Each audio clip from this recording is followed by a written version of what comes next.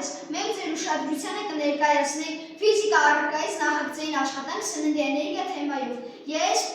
մեր թիմի ավագն եմ, ես Վարշիկ Պողոսյանս եւ հետեւյալ արդի կատարեցին նախագծային աշխատանքները։ Առաջին Լիա Աբագիմյանը, երկրորդ Ինես Ամիրբեկյանը, երկրորդ միաս։ Մանե Միրզաբեկյանը, ես Վարշիկ Պողոսյանս, Արման Խաչատրյանը, Ալեքս Ասակյանը եւ Անահիտ Բաբայանը։ Ինչեր կատարում են ֆոտոսինթեզ, օգտագործելով արևը, լույսը, ջուրը եւ ածխաթթու գազը, օգտագործելով դրանք որպես օրգանական նյութեր, գլյուկոզը եւ սննդարար նյութեր։ Այդպես է առաջանում քիմիական էներգիա, որը կուտակվում է բույսերում։ Այս էներգիան անհրաժեշտ է մարդու օրգանիզմի բոլոր գործառույթների համար, շնչելու,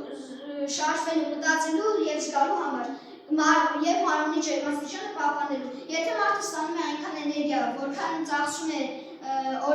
օրգանիզմը եւ մնում է հավասարակշռված վիճակում,